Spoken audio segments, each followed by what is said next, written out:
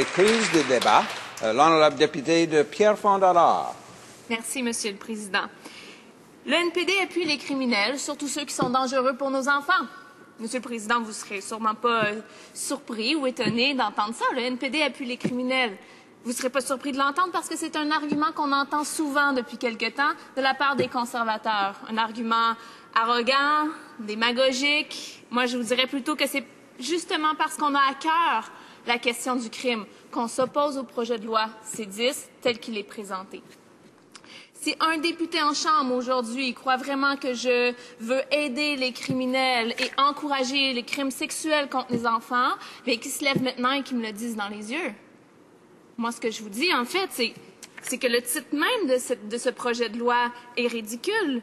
La loi de la sécurité des rues et des communautés. Monsieur le Président, rien ne nous pousse à croire que des peines minimales obligatoires ou, par exemple, l'impossibilité de demander la réhabilitation va vraiment rendre nos rues plus sécuritaires. Je parlerai ici du rapport du Standing Senate Committee on Human Rights qui s'appelle The Sexual Exploitation of Children in Canada, qui rapporte notamment la gravité de la situation par rapport aux dangers que les enfants courent en lien avec les crimes sexuels. Il dit, entre autres, que la majorité des enfants qui vivent l'abus sexuel, eh bien, ils sont victimes de gens qu'ils connaissent bien, des gens en qui ils ont confiance, des gens qui font partie de son entourage. Par rapport à ça, il émet quelques pistes de solutions pour réellement lutter contre, par exemple, les crimes sexuels commis par les enfants. Il dit, entre autres, que si on aidait les enfants à dénoncer les agresseurs, eh bien, premièrement, ça pourrait mettre fin plus rapidement aux cauchemars qu'ils vivent. Et deuxièmement, en arrêtant plus rapidement les criminels, eh bien, on pourrait prévenir d'autres crimes sexuels faits à l'encontre des enfants. Pour ça, vous serez peut-être surpris d'entendre qu'on ne parle pas nécessairement de peine minimale obligatoire. On parle, par exemple, d'éducation. L'éducation qui peut favoriser l'estime de soi des enfants, qui peut les aider à avoir des outils de communication. On parle aussi d'accès à des adultes de confiance, l'entraîneur de soccer, le professeur, l'enseignant, tout plein de gens qui peuvent être autour des enfants et qui peuvent ouvrir la porte au bon moment et accueillir la confidence d'un enfant qui est victime.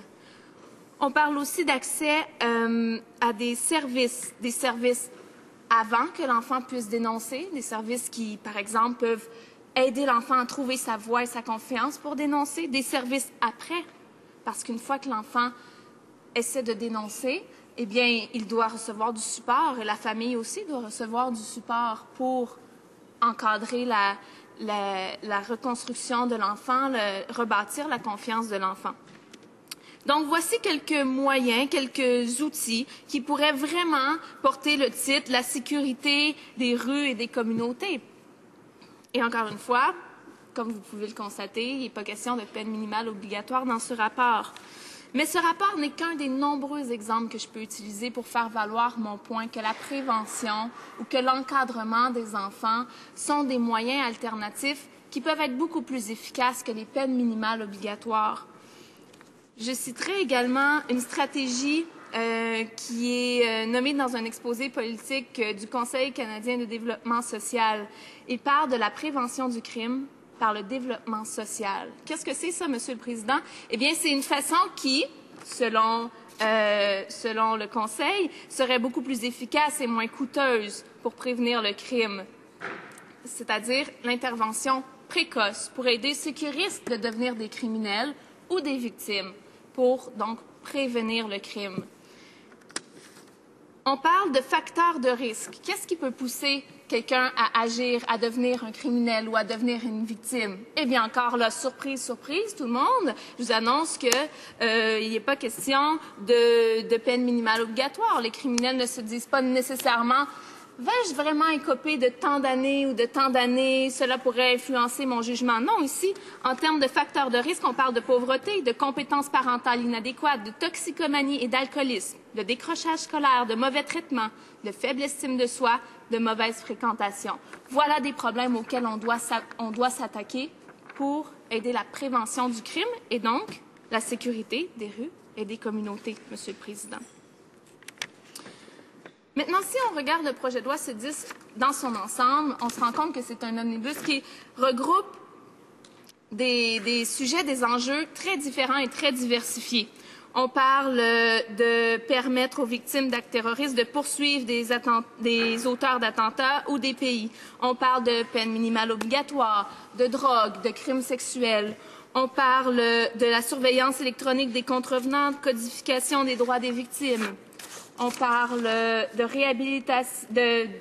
demande de réhabilitation, ou plutôt de suspension de casier, qui serait beaucoup plus difficile à obtenir. On parle de système de justice pénale pour les adolescents. On parle de permis de travail pour les ressortissants étrangers qui risquent la maltraitance. Donc, tous ces sujets-là sont très importants. Ils méritent notre attention, bien sûr, mais ils sont tous regroupés dans un même projet de loi duquel il faut discuter dans son ensemble d'un coup. Alors, peu de possibilités d'en débattre, oui, pour nous ici en Chambre, mais aussi pour les experts, pour ceux qui ont dédié toute leur vie à la justice, à la lutte contre le crime et qui ne peuvent même pas avoir le temps de donner leur opinion et leurs avis d'experts au gouvernement qui prendra des décisions, donc sans vraiment les avoir écoutés. En parlant d'experts qui témoignent devant le comité parlementaire de la justice, eh bien, j'en ai quelques-uns ici qui sont passés le 18 octobre dernier. Monsieur Gottardi, vice-président de la section nationale du droit pénal, Association du barreau canadien, qui dit « Avec ce projet de loi, on adopte une approche défaillante à l'égard des contrevenants à toutes les étapes de leur incarcération, avec le système de justice pénale. À partir de leur arrestation, pendant leur procès, jusqu'à leur placement et leur traitement par des institutions correctionnelles et leur réintégration inévitable dans la société. » Donc, cet expert nous dit ceci. Un autre expert, M. Jackson, membre comité sur l'emprisonnement et la libération, section nationale du droit pénal, Association du barreau canadien. Celui-ci nous dit « Cette feuille de route ne tient pas compte des 150 ans d'histoire de services correctionnels. Elle n'accorde aucune attention aux recommandations précédentes ou aux commissions royales. Ce document de 200 pages ne fait pas une seule fois référence à la Charte des droits et libertés ni aux décisions de la Cour suprême. Il est tout à fait illettré sur le plan juridique et pourtant, c'est sur ce document qu'on s'est fondé pour concevoir les amendements dont vous êtes saisis et sur lesquels vous devez entendre des témoignages. » Donc, manifestement, les témoins qui ont comparu devant le comité parlementaire de la justice ne sont pas tous en faveur de ce qui est présenté. D'ailleurs, M. Gottardi a dit être très déçu d'être invité devant ce comité et de pouvoir s'exprimer 5 minutes. Imaginez toute une vie dédiée à la lutte au crime et à la justice pour pouvoir comparaître 5 minutes devant un projet de loi aussi important. Bien, M. Gottardi, je suis désolée de vous dire que manifestement, 5 minutes ou 5 heures, ça n'aurait peut-être pas fait une grande différence parce que de toute façon, bien, on ne vous aurait peut-être pas écouté.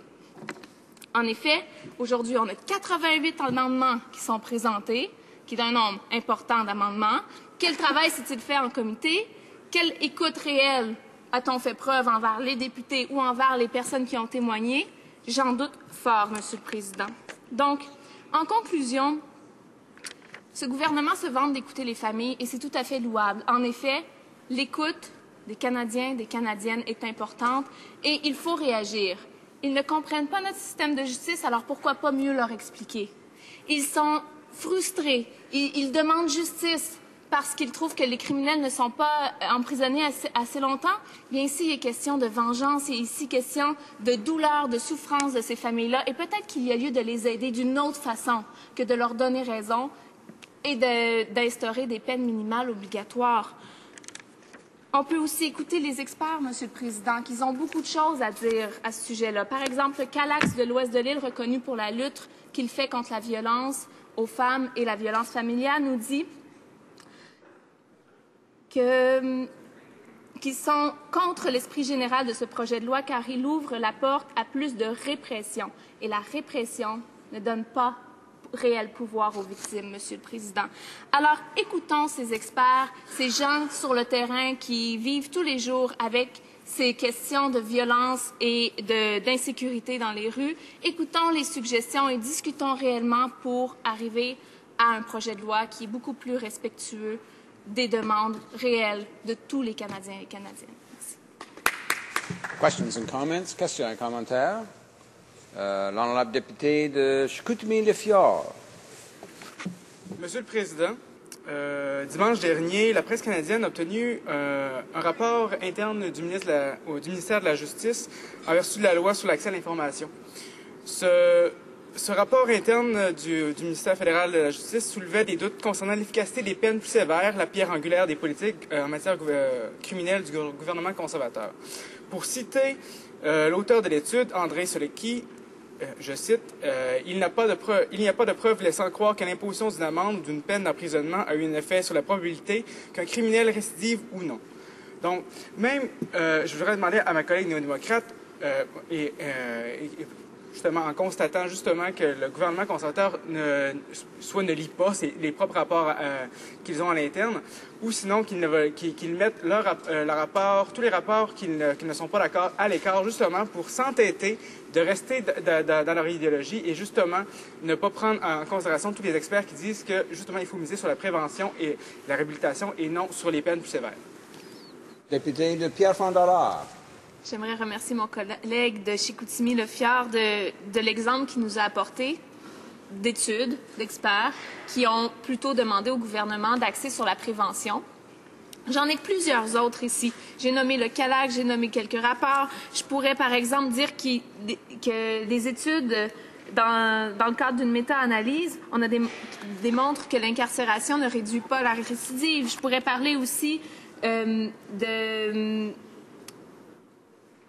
l'université de l'Institut pour la prévention de la criminalité de l'Université d'Ottawa, qui dit que plusieurs politiques et pratiques de prévention se sont avérées efficaces pour réduire la criminalité et la victimisation et pour améliorer le bien-être. Donc, oui, il y en a des tonnes et des tonnes d'exemples de gens qui nous disent qu'on fait fausse route avec ce projet de loi C10. Questions and comments? Questions et commentaires? L'honorable député de Chambly-Boudra. Merci, Monsieur le Président. Et il y a un terme que j'ai bien apprécié dans le discours louable de ma collègue, c'est le terme facteur de risque. Et je pense que c'est quelque chose de très intéressant parce que l'idée ici, c'est que on est tous pour la vertu, on est tous pour réduire la criminalité, surtout les crimes violents, comme ma collègue l'a si bien dit.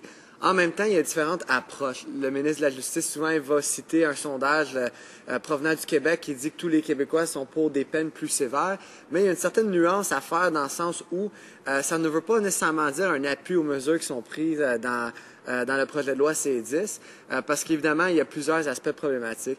Et j'aimerais que ma collègue commente sur le fait que, justement, quand on parle de facteurs de risque, on parle d'enjeux de notre société, telle la santé, telle l'éducation. Et maintenant, non seulement on ne vise pas ces enjeux-là pour réduire la criminalité, mais en plus, on va obliger les provinces à piger dans leur budget pour ces programmes-là, pour financer ce projet de loi-là. J'aimerais qu'elle commente davantage sur cette problématique-là. Merci. Et de Pierrefonds-Dollard. Merci. Pour commenter là-dessus, je donnerais une petite tranche de vie. J'ai été enseignante au primaire et laissez-moi vous dire que si chaque fois qu'un enseignant voit un enfant faire quelque chose qui ne lui plaît pas, lui impose une copie ou une mesure correctionnelle, eh bien, ça réglerait peut-être pas le problème à long terme dans la classe ou dans l'école. On parle plutôt d'apprendre aux jeunes enfants les compétences sociales, comment étudier, comment poser des questions, comment exprimer sa frustration. Donc, oui, la répression, ce n'est pas le seul moyen et surtout, ce n'est pas le moyen qui a été prouvé comme étant le plus efficace jusqu'à maintenant. Donc, c'est le commentaire que je peux faire. Merci.